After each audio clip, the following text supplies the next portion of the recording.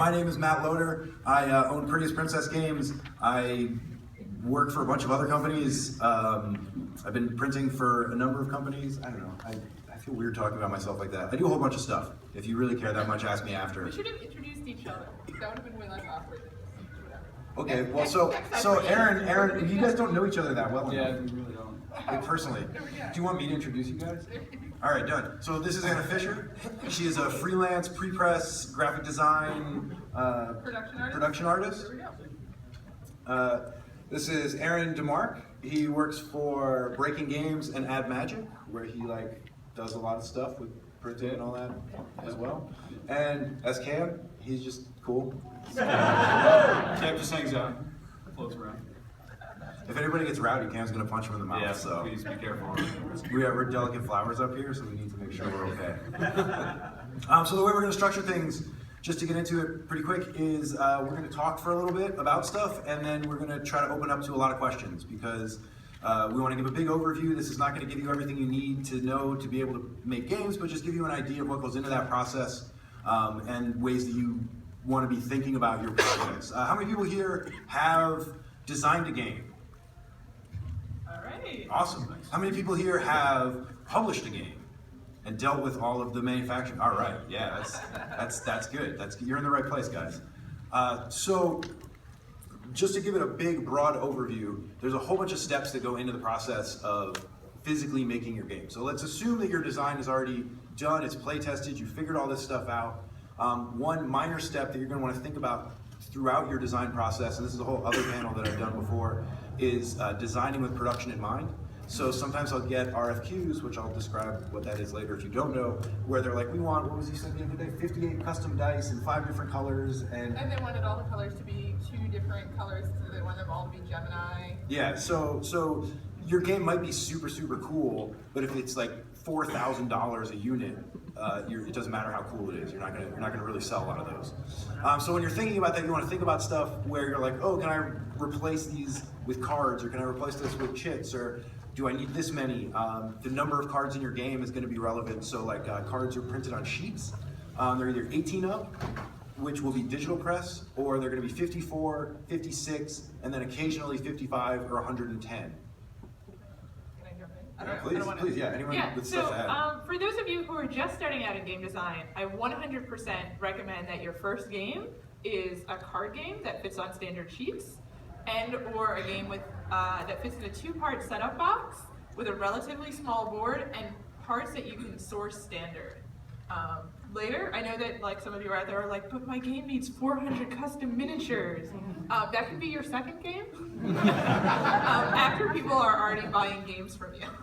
Yeah, because one thing actually pulling even further back, one thing to keep in mind with game production is one of the most important and worst things is international freight, or putting things on boats and shipping. I mean, we also do domestic production. All of us, I think, are involved in domestic production as well. But even so, there's all this kind of stuff where it's not just as simple as going to the post office.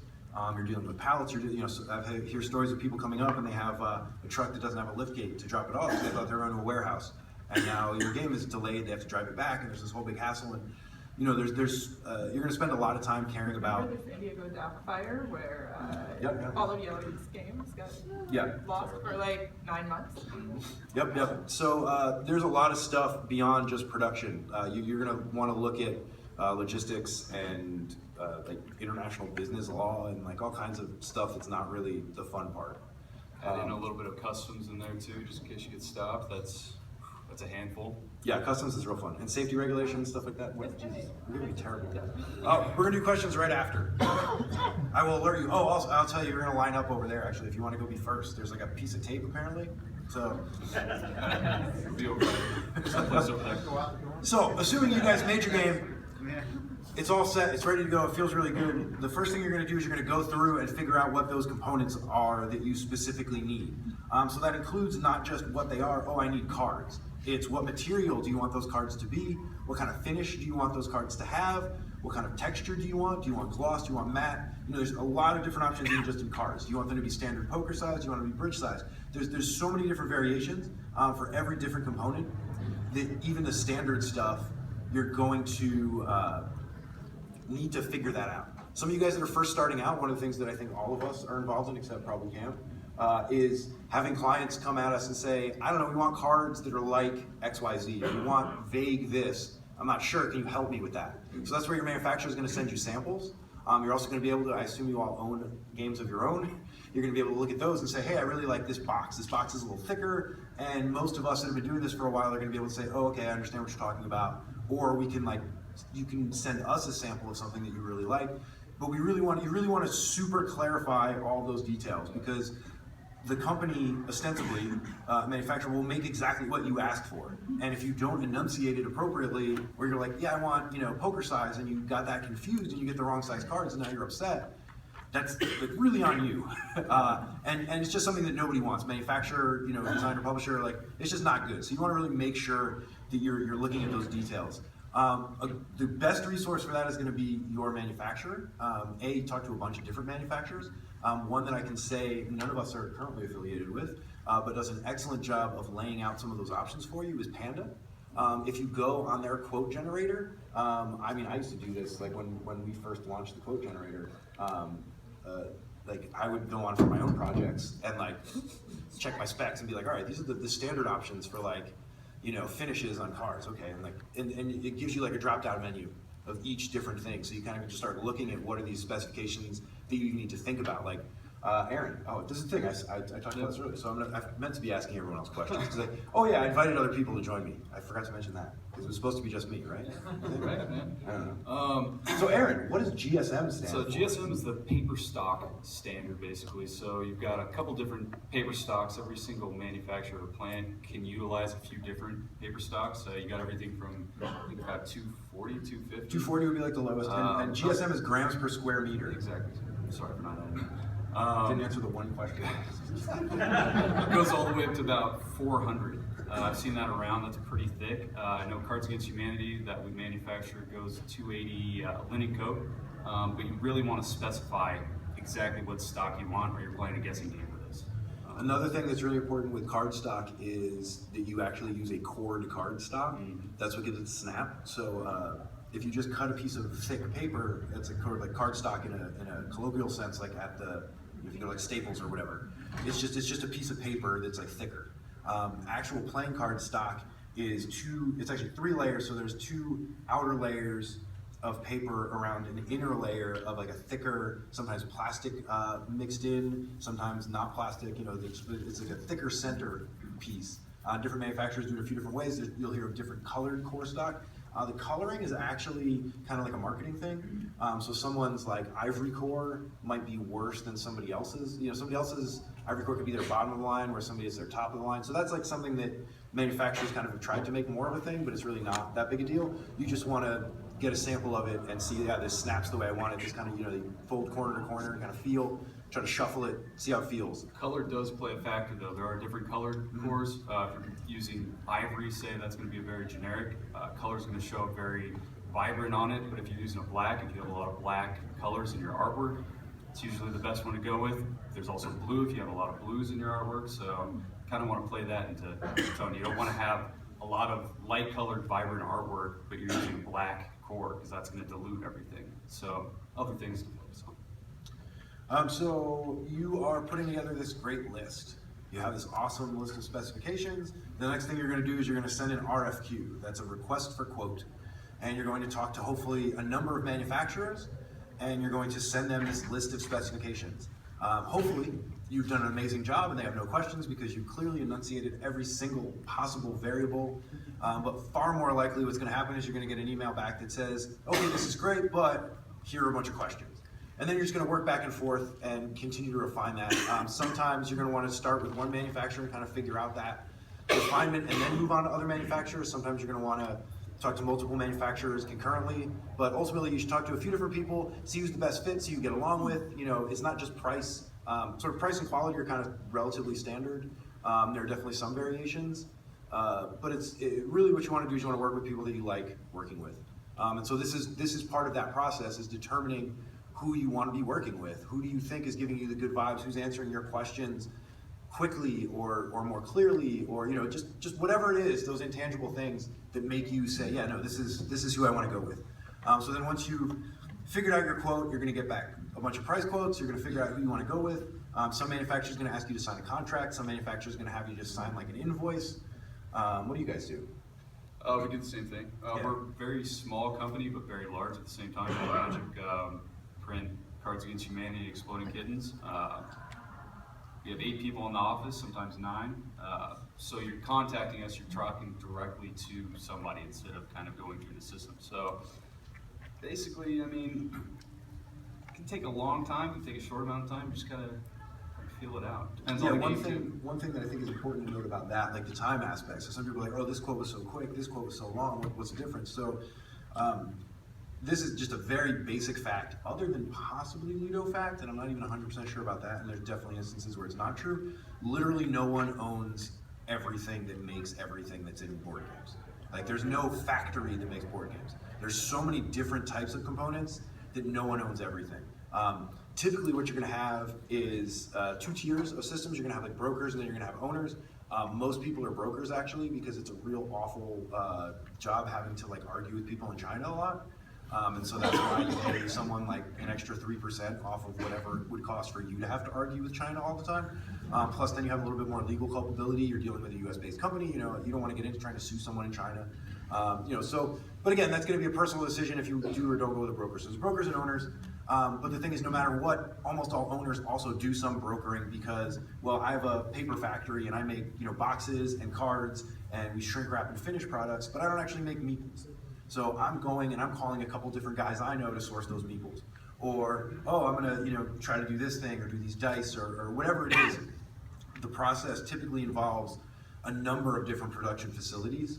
And so sometimes if you're just doing like, you know, cards in a tuck box, well, that's usually like in-house, that quote turns around super quick because, well, like I'm making that, I know how much that costs. If, oh, I need to add these poker chips, well, I'm gonna call like a dozen different poker chip manufacturers and wait for them to get back and talk to them. And, you know, I'm going through a mini version of the whole process with these people. And again, that's for all of us because we wanna have the best price, we wanna have the best quality. So sometimes different factories that we're sourcing stuff from are gonna be a better fit or a worse fit. And so, excuse me, we're all definitely working while this is going on. It's not like you just send it in and then like, oh, like when we get the quote, we do it and it takes 10 minutes and it's just, oh, we just didn't feel like doing it today. It's, you know, we're dealing with international time changes and stuff like that and talking to a lot of different people and, you know, it definitely is a huge process, actually. That's why it gets back to the main point that really have everything set up. If you have a game that you're trying to model after, make sure that you're explaining that to us, specify the game, specify the components so that we can easily transfer that into a quote. Get you pricing as fast as we possibly can. If you're playing a guessing game with us, we're gonna go around in circles quite a bit and it's gonna take a lot longer, so. So moving on, you decide you pick your manufacturer. You're like, this manufacturer is awesome. Oh my God, this is like the perfect team. Because we all own a company together, right? Yeah. We definitely do not. So then what you're gonna do is you're gonna sign that contract, you're gonna do whatever, and then you're gonna move forward. Then you're gonna move into pre-press.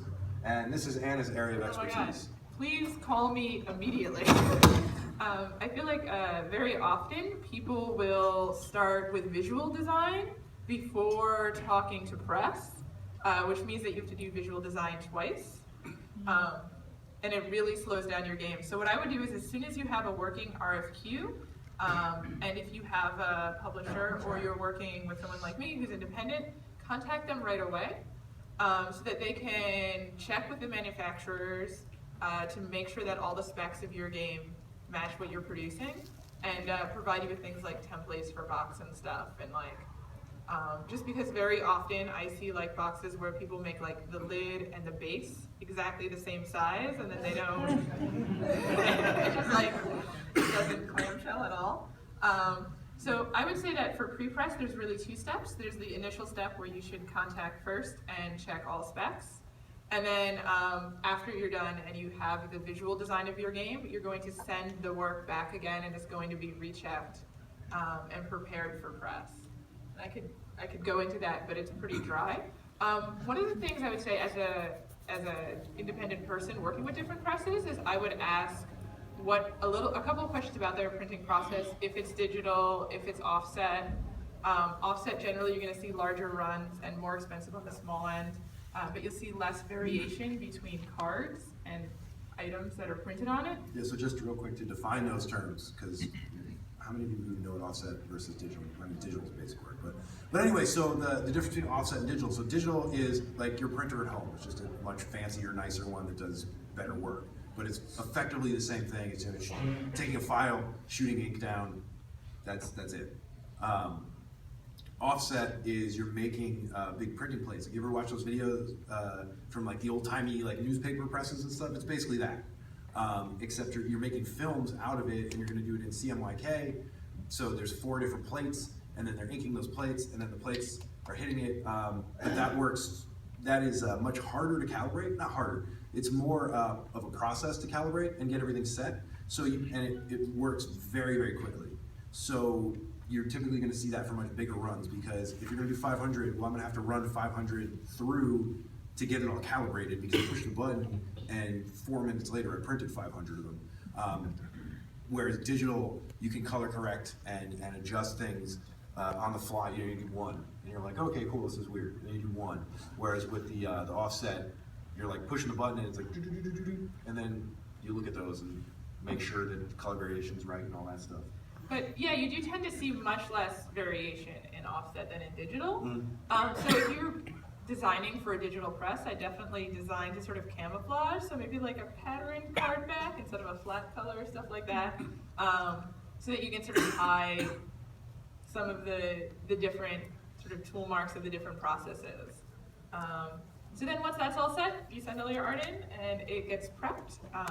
That's pretty uninteresting, I think, for most people. But if you have questions about it, I'm happy to answer them. Yeah, I mean, the big thing is just making your art in a form that it actually, the plates or whatever reads it. Like, you don't need to care about that, other than that you need to make sure that you're working with someone who you trust to do it right for you. But that's going to be your manufacturer doing all that stuff. So you just are going to approve the proof that you will get. So depending on the manufacturer, there's a series of different proofs you might get. Aaron especially, feel free to jump in, or everybody, you know, if there's proofs. The first thing you're going to get is a digital proof. And that is just, hey, we laid out all your files. Does it look right? Like, is it all black? Like, really, you know, did you screw up some variable or transparency like or something? Card order happens a lot, where people will notice that their cards are not ordered, stuff like that. Typos, you know, you're still trying to catch typos at that point, because it's just files. It's easy to change those typos. The further you get in the process, the much harder and more expensive to you it becomes for fixing typos. So you're going to get a digital proof. Then you may get a couple physical proofs. One could potentially be a white box sample, as it's called, and that is all of the materials and the finishes, just not printed. But so you'll get like a bunch of blank white cards that are like 310 GSM, poker size, smooth finish, you know, and then you get to feel it and be like, okay, this is exactly what I wanted, right? That's not always given. Sometimes you have to pay for it depending on the manufacturer. That's going to be something if you're doing a much bigger run probably, or if you're like really particular about the exact specifications. You should have already gotten samples of other stuff. This is just kind of a final fail-safe on that. You might also get a set of physical plotter proofs, which is like a sheet proof. Yeah, cheap rendering. There's 2 different kinds, I guess, actually. So there's a color proof that you're looking at, where you're looking at everything looks right. And then there's a plotter proof, which is, it's usually blue, and it is, here's where all this stuff's going. Like, this is, we wrap the box. Like, is it upside down or backwards or whatever? You know, is this fold in the right spot in the rule book? That kind of stuff. And it's just a cheap, quick printout for that. Then you're going to get a production sample.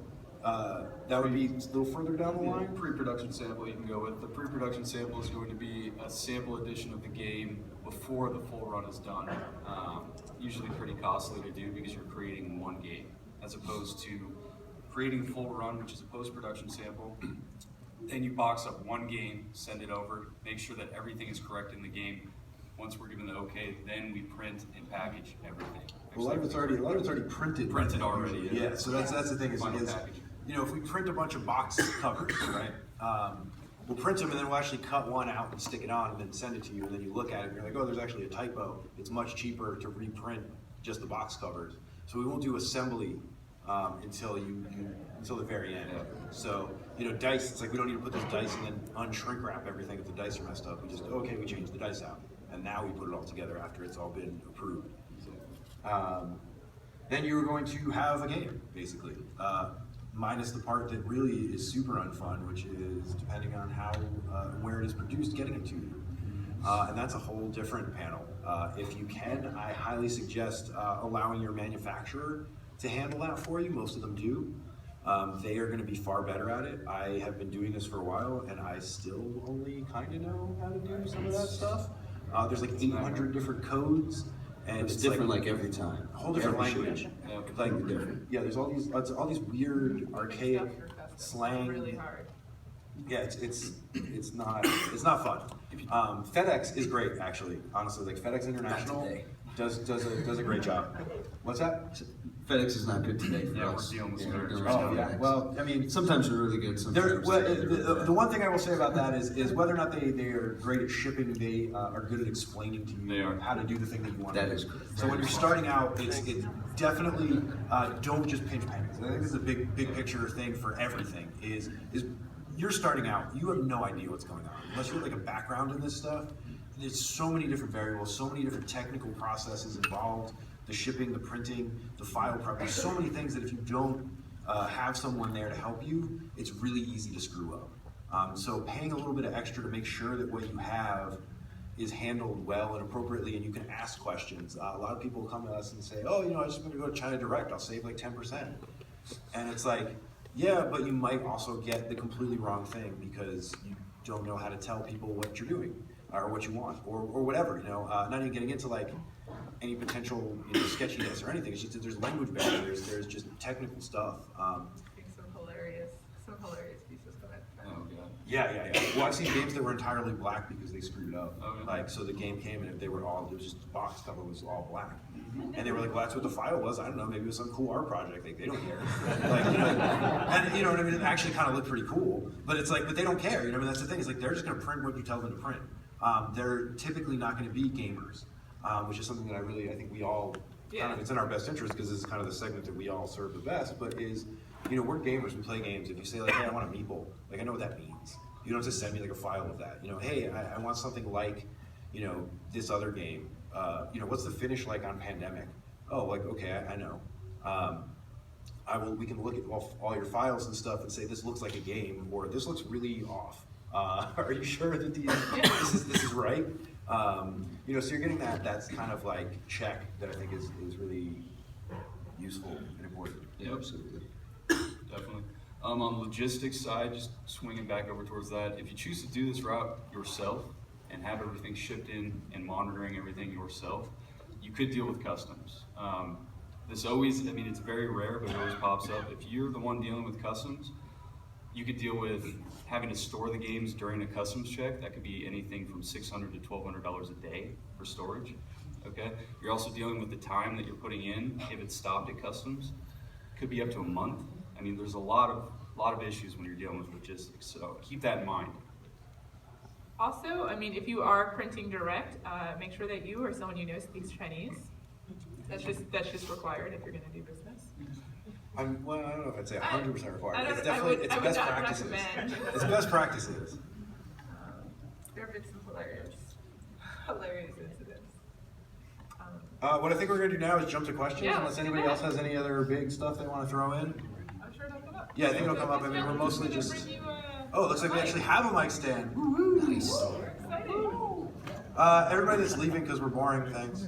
It's still cool. No, I appreciate that you guys stuck around as long as you did.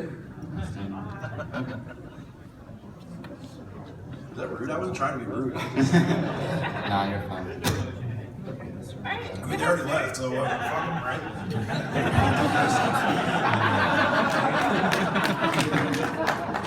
Sorry, go ahead, sir.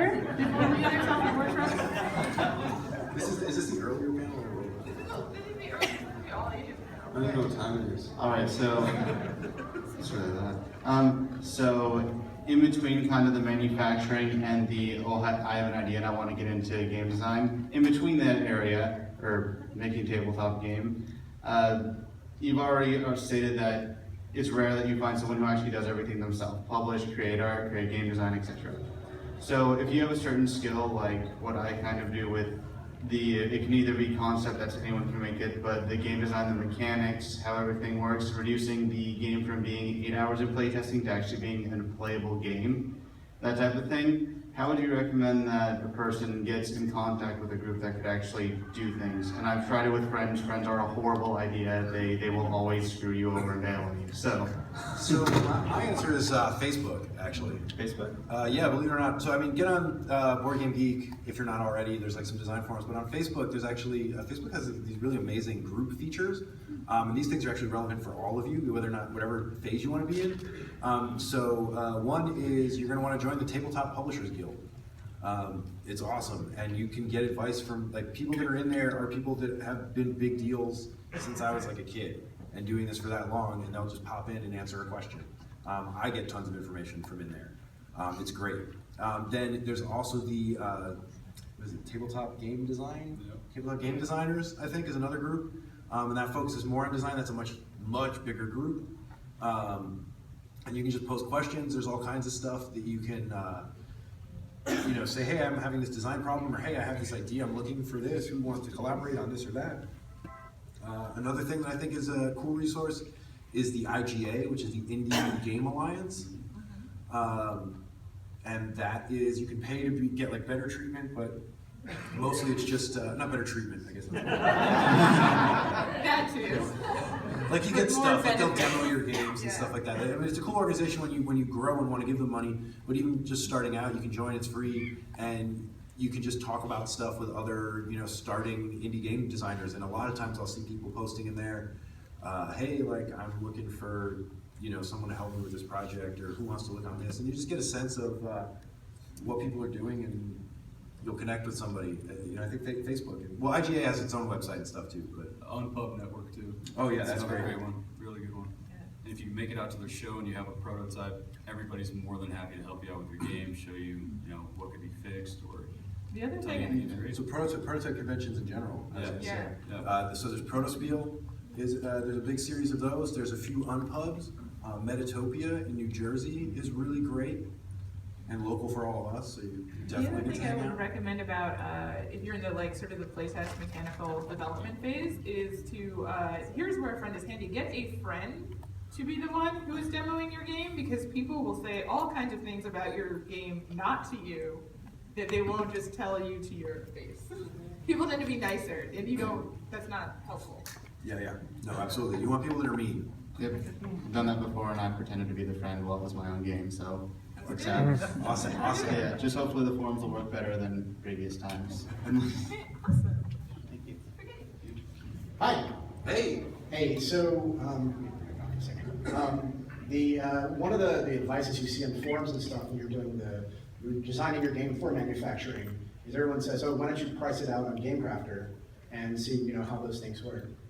One thing I've run into is you look at games that you see in Kickstarter, you see fully manufactured on shelves games, and it seems like some things scale better than they do in those very short run digital printing things. Oh yeah, absolutely. Do you have any rules of thumb, if you're pricing things on those kinds of services and you feel like, okay, I'm gonna scale up now, without going out and getting a bunch of quotes, any kind of rules of thumb to say, okay, well, I know these components, even though they're non-economical now, would be more economical.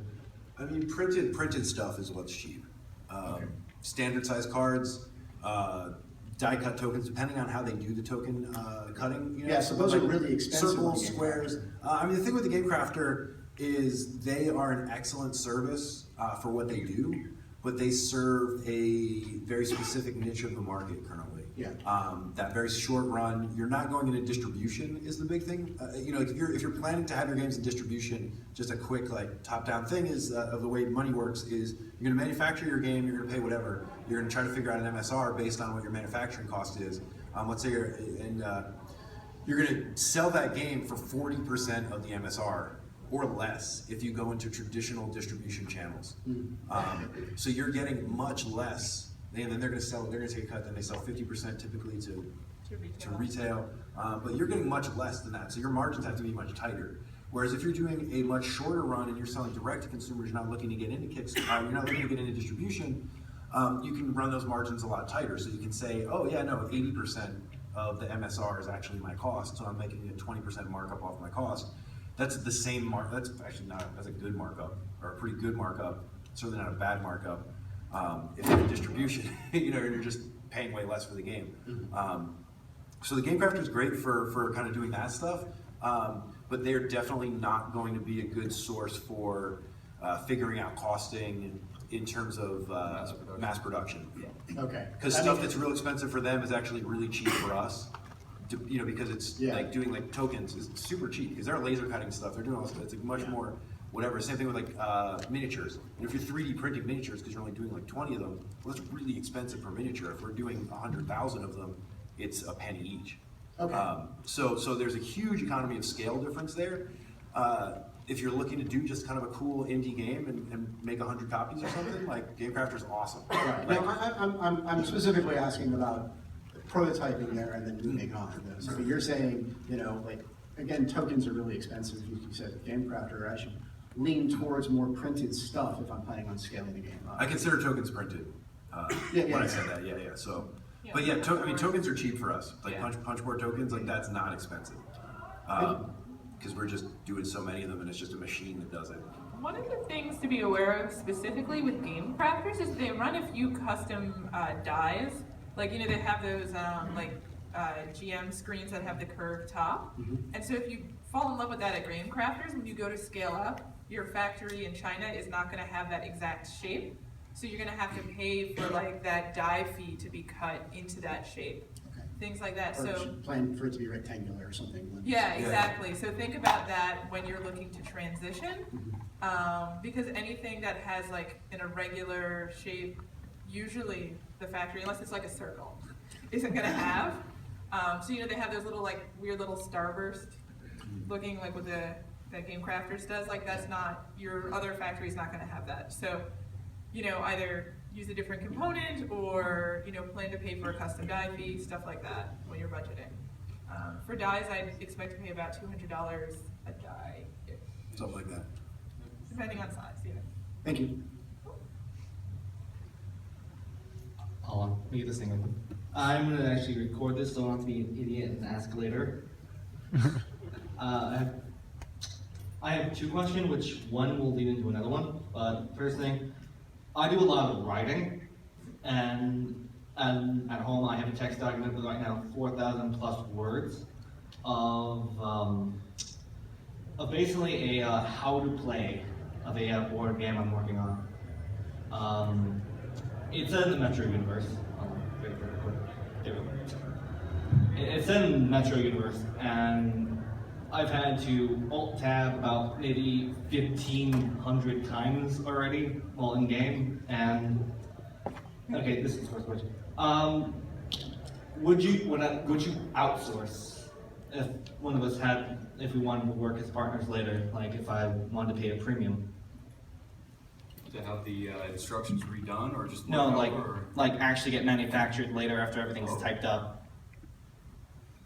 Depending, this really just depends on the size of the run, what you, your guys. budget is. Thank you. Because it will be, if you're doing a small run, it will be cheaper for you to print in the States, probably. If you're just printing like paper booklets, it's probably inexpensive to run it here if it's a relatively small run and not deal with shipping from China, if you're printing like 5 or 10 or 20. If you're printing thousands, then it might start to be affordable to go overseas. Next question. Do you have a business card I can look into? Sure. Come up. Yeah, we'll totally give business cards come to after, though. everyone We're gonna get after. after. Yeah, everyone can come by and pick up all of our business Okay. cards. I guess that's it. Thanks. Okay, Thank you. Hello. Oh, awesome. It works. Fantastic. How's it going, guys? I have a question for all of you. I'm pretty new into the idea of actually considering making a board game. I'm an art teacher and an artist. I do a lot of artwork on my own spare time, and I thought this would be a great way to get my art out there, plus, make a game, something fun, make it interactive. But my big question is, what are some lessons, and this is for each of you, that you've learned from starting out? Like, what is maybe a big failure that you've learned from, so that I hopefully won't make the same mistake? I think that.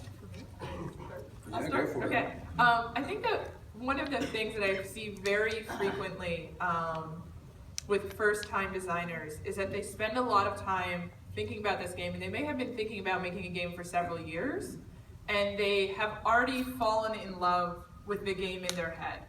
And then it's very hard for them to make compromises, either in terms of like cost and scaling, or in terms of like playability. Because to them, like the game that they have in their minds is already like so important to them that it gets challenging to make revisions when you tell them like, okay, you know, this is your budget, this is how many cards you can afford to print, you have to cut half your deck. You know, that can be a real challenge if you've already really invested like so much of your energy into the game. So I think one of the things to do is to maybe really sort of, if you're starting to explore the space, to try to think about what you can make right now. What's like, you know, what scale of game, what size of run is achievable for you at this moment? Kind of like what you guys said at the beginning, like start small, like with a card game, or even just a basic dice game kind of Yeah, thing. in terms of the practical stuff, like make a card game to start. You go through the process, you kind of figure it out, you learn your stuff. You're not super on the hook for something crazy expensive. You can do short runs reasonably well. And then the other biggest thing for me, and this is a positive, is take advantage of the community. Like you're here talking about this stuff. Like, is legendary game designer Mike Selinker in the room yet for his panel next? No? No? Oh. Well, that's not as funny. It's not as funny now. But like he's, you know, like nobody is like a huge rock star in the game industry. You can just talk to people, and everyone wants to share all of their knowledge with you. Everyone is happy to talk to you about stuff. There's so many things with the internet and small conventions and then big conventions, and there's always stuff going on, and there's always people that are happy to talk to you about stuff. And I've had so many people mentor me through the years, and like I've gotten to have people that I looked up to before I was ever in the industry, like give me advice just because I like asked them a question. And it's this super friendly, incredible industry that wants everyone to succeed. Nobody buys one game. It's in everyone's best interest to make people gamers by making awesome games. So everyone wants to make everyone else's stuff super cool and amazing too. So take advantage of that. Like be friendly, be nice, and talk to people. Maybe volunteer for some companies at booths and things like that. You can demo. We actually need people at our booth this weekend. We can get you in there. But that gets you get a sense of what people see, what kind of questions people want. When you demo a game that you understand to 500 people over a weekend, you're going to see something in design that you might not have heard before, or physicality of it. You know, are people using cards in this way, or how do people hold? Oh, I thought everyone held their cards this way. This doesn't make any sense to me. People do all kinds of different stuff now. So there's a few different really easy ways to kind of get involved and just learn from everything that we have available to us. And then once you get to the stage where you're actually going to manufacture the game, we realize it 2 times, we've all kind of gone over it, make sure you have a game in mind that's already created with the components, the textures, everything. Let us know so that we can manufacture the game based on that instead of going through the guessing game. Especially being, like, once you have your game down, especially being an artist like yourself, you know, you want to promote that game after. Like, you don't want to just like an awesome game and then have no way to get it out there besides networking. You know, you want some shirts and buttons and people to wear stuff so they see like, your artwork. You know what I mean? Like bands. You know, bands go on tour and they have, you know, all their merchandise. They make more money on that, but they also make more fans because they wear that stuff and people see that, they're like, oh, what is that? And everyone goes, you know, listen to the band or play that game. I highly recommend you get enameled pins made of yourself. Yes. Quite well. Tell me you have one. Yeah. He does. That's so cool. Hot collector's items. It's the unofficial pin. I have a pin of his face sitting on my table. It's still in the plastic bag though. It's kind of special. We're actually on our 3rd print run now. I think that's the first person you didn't label. Yeah, no, I was like, I can't believe it actually. Next. Awesome. Thank you guys. Thank you. Thank you. I guess another marketing strategy is to wear a dress. No, it's actually really funny. Just total aside is that like I was doing this like long before anyone knew who I was, and I was just a weird dude that wore dresses to conventions and stuff. And then I just started, like volunteering and working more, and then it did actually work out really well because like people remember you. They're like, oh yeah, that guy. Like I remember you. Like you meet 500 people this weekend. Like so it worked out in that sense. But You're rocking it. Yeah, well, thank you. I took the advice you gave earlier. While I was sitting here, I kickstarted and published a small tabletop role-playing game, which is just a book. So now, do you think it's better for me to do all the things that you said myself and go through the whole process, or would it be better to start by pitching the idea to other set game publishing companies? Wait, How? so what part of the process are you at exactly? You have a finished book? He already did one. Yeah, just a book. Oh, okay. Yeah, it was drive-through RPG. It was really simple. Yeah. So my answer to that is it really depends on what you want to do. I did a panel recently where basically it was about publishing, just publishing, and we spent the first 10 minutes telling people how much they didn't want to publish. Because publishing is maybe 10% game design and 90% giving a shit about postal heights. Right. I hate that. Which just kicked into effect like this week or something, and I hate it. And that made me madder than anything in like the last year. So like if that's the life that you want to have, like I personally love that stuff. I love the businessy. Well, I don't love the postal rate stuff, but I love that kind of businessy stuff. Like I love doing all that, the marketing, the sales, the solicitations, dealing with logistics, all that stuff is really interesting to me. So I have a great time with it. But if you just want to make games, your best bet is going to be to find someone who does find that stuff interesting to like team up with. And that can even be as simple as finding a friend who's like, oh yeah, I kind of like business stuff, but I don't know how, I'm not creative enough, but I'd love to be part of this. Like that's a great way to get started. You just kind of bring somebody together to help you with it. And then you just pitch to whoever else. I don't publish all my stuff. I have stuff that I'm like, I don't want to deal with this. Like this is too much for me. Like I'm gonna have somebody else publish this, and it works out nice. But I would, no matter what you're doing, just shop to publishers all the time, because even if you're not looking for this game to get published or whatever, there may be a game in the future, and so them just getting to know you. Later on when you have something that you're like, man, I really want this in distribution and this needs to be in Target, that will be much less accessible to you as an individual. So start building those relationships at any moment that you can, but see how you feel while you're doing it, I think. Yeah, exactly. I mean, similar to the last question. Just get involved, start pitching to people, because even if you don't end up wanting them to do it, they're probably gonna have good advice. Awesome. They might be like, yeah, this is terrible, don't pursue this. Or you can say, oh, it doesn't fit in for us. But like, here's the thing, whatever. It's just great to get that feedback. And you never know, I hear stories all the time of people having their first game or second game picked up just because it randomly was really awesome, and it just all came together. Cool. Thanks, guys. Hey there. Hello. That's loud. So from an operational standpoint, you makes it sound like you guys spend a lot of time worrying about the logistics of stuff. And I kind of already do that for a living. How does one transition from an industry they don't like to an industry they do? And do you guys ever budget for overhead on that stuff? Because having operational people, I understand, it's a luxury unless you need them. And then you just fail if you don't. I will say that I think the industry as a whole does not yet fully appreciate the importance of logistics as much as they should, or value it as much as they should. But that's a much bigger question, I guess. You should come talk to us after. And actually, we're going to talk about stuff more like that. I'm doing a panel on Sunday at 11. Okay. And that's about just getting jobs. Basically, it's about getting jobs in the industry. It's much bigger picture stuff. But yeah, there's definitely need for that. The best thing again is go shake hands, meet people, talk to people, volunteer in their booths. If people get to know you as like, oh, you're the dude that demos for us. Like so many people I know came from that. Can I jump in real quick? Yeah. Also, talk to that other guy who just put out his first game, is looking to put out his. No, I'm not joking at all. And the other thing is that you should be going to like young designer meetups. On pub events. Yeah, on pub events, because there's going to be people who are really good at coming up with a game and really bad at everything else to do with games.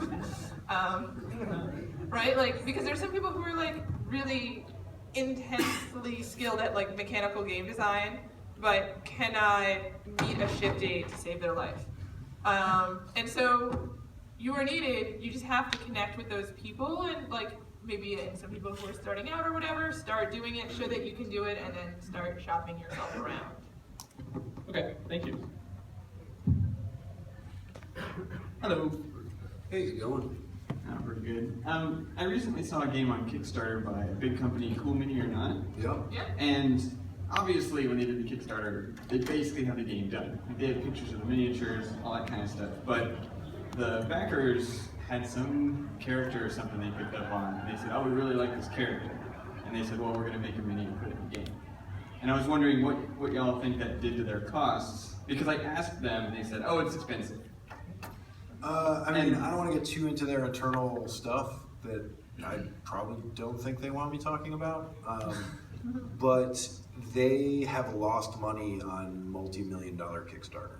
Really? Yes. Oh, that's Did they make it up once they like? I mean, sent it to they're as a stores? company, they're solid. I mean, they make money. I'm just saying, like the Kickstarter specifically, there are projects where because of the way things shook out, and then a postal rate increase and stuff, and you end up, you're like, and you have to pay people. You know, I mean, it's not like everybody didn't get paid or whatever. It's like they're not, you know, but it's like you actually end up not really making money on the Kickstarter, even if it's $2 million, because now you have to fulfill $2 million worth of stuff, and you added in all these extra minis, and you're doing all this more stuff, and then, oh my God, we forgot that we just added 5 more pounds of stuff. That actually just jacks up our entire, you know, postal rate calculation for how much it was gonna cost to fulfill all this.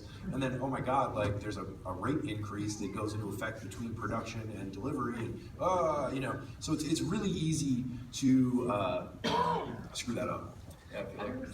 Yeah, I feel like Kickstarter is a whole nother panel to be going into. Basically, so many things you can deal with Kickstarter. Personally, Don't do stretch goals, really. Make sure that everything is laid out. You have all your project ready and quoted before the Kickstarter goes.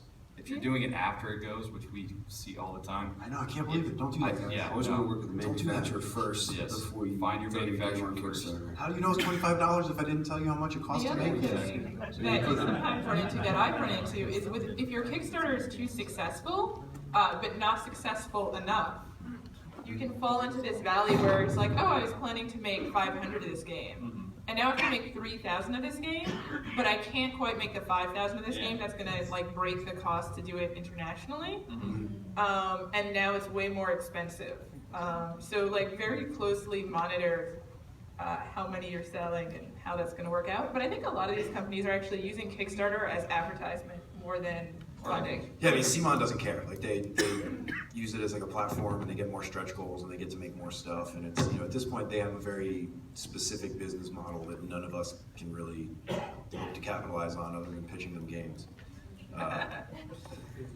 All the manufacturers will help you with your Kickstarter too. So if you go to a certain manufacturers, and you know, they'll, while quoting your game, will also help you set up your Kickstarter, make sure you don't lose money on it, and everything's taken care of. So we don't have to deal with all that losing money in the end. Or at least direct you towards fulfillment agencies that'll help you out in the long run with the logistics, logistics is killer in Kickstarters too. I mean, Yeah, again, we keep talking about like the most boring part of things, but like it's because it's like the most important part. Like when you have a physical thing, if you can't get it from one place to another, you don't have a physical thing. Or if you can't purchase it because you messed up. Yeah. Hello, cool, hey. So let's say that you are onto the expansion of the board game. So you're wanting a similar look, a similar feel. What are the specs that you need to make sure you have? And then let's say it's a worst case scenario, you've got to hop manufacturers for some reason.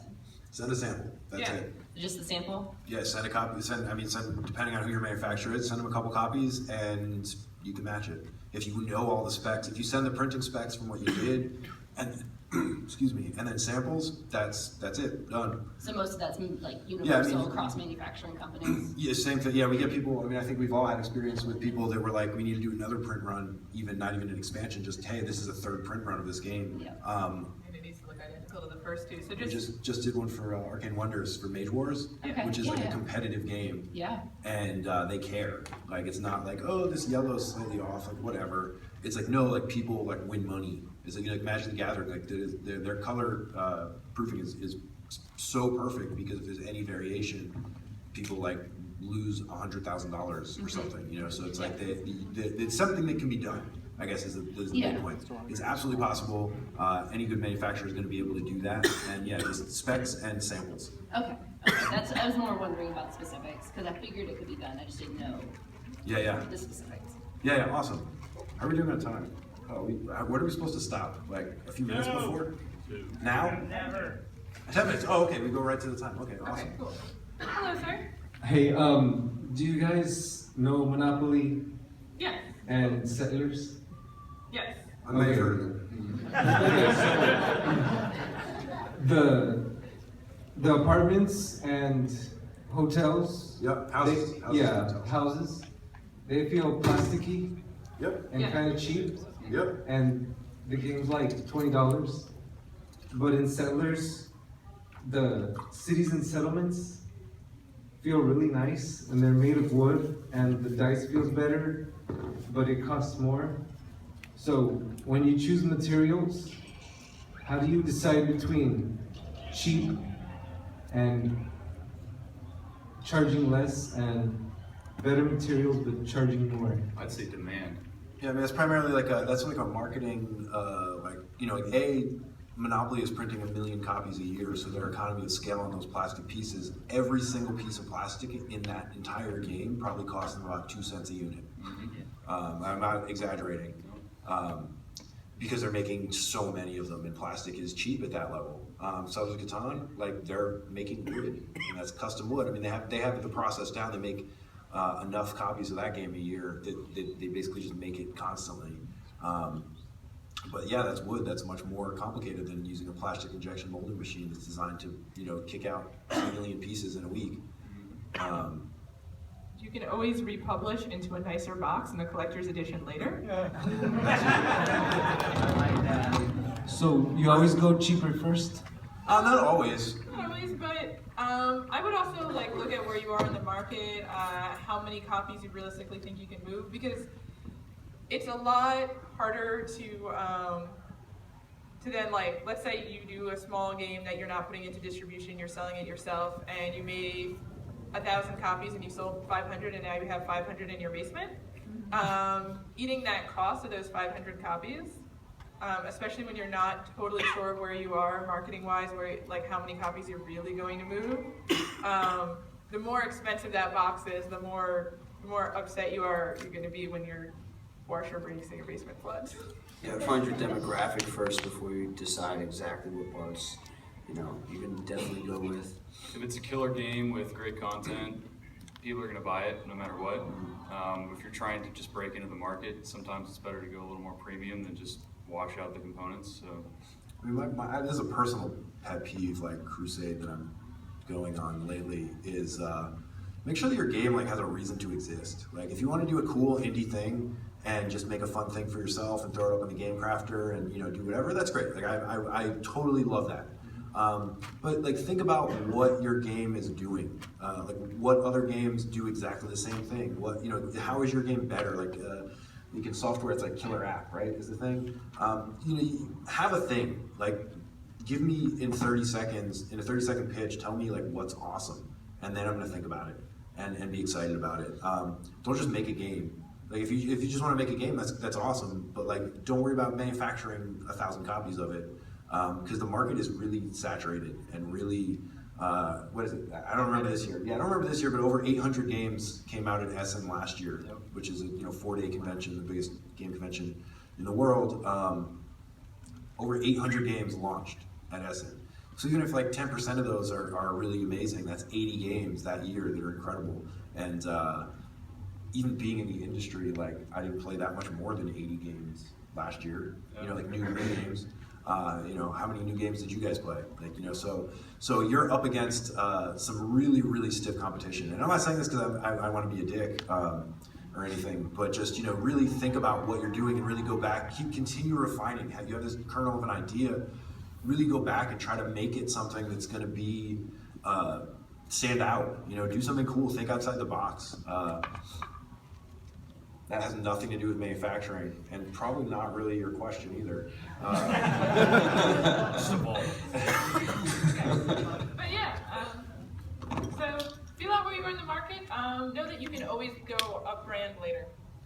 Yeah, no, exactly. See where similar games or where you think your game falls in that spectrum. Well, if you're gonna get a prototype, always go cheaper first and then play test it and then see who's gonna go, you know, what market you're going for with that game. If it's like a math kind of thinking game, usually people like nicer pieces because they wanna sit there and look at it. It's not like a fast motion game. If it's like something quick and, you know, it's kind of like a party game, you know, plastic's gonna be just fine.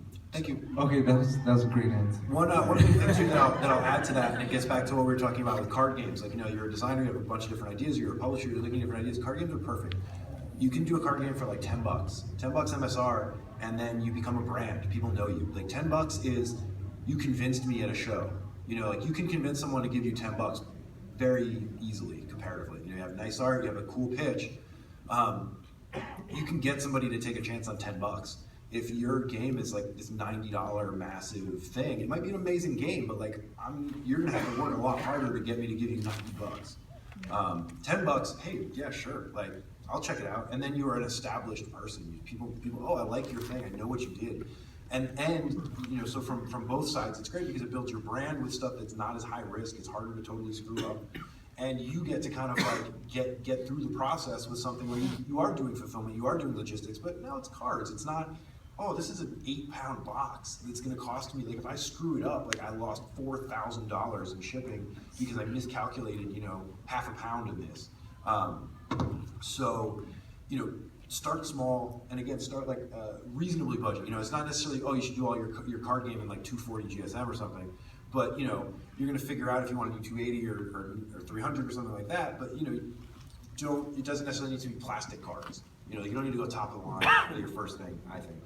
Okay, so before deciding wood over plastic, I do a nice card game. Yes. So, some very nice people in an orange shirt are waving at us, so I think that we are just about at time. I'm going to invite everyone to come up, say hi, grab cards from us. Oh, yeah. Yeah, the other thing, so you can come up, right now. Yeah. We're gonna actually go outside, but everybody should actually probably just stay, just grab a card from us and then come back in, because Mike's doing a panel, and Mike is way more entertaining than us. Yeah. And I don't even know what he's talking about, honestly. Does anyone know what Mike's talking about? Is Mike here? Is Mike even here? He's probably at the wrong theater. We got one. Horror games. Is he talking about Apocrypha? Oh, that game's great.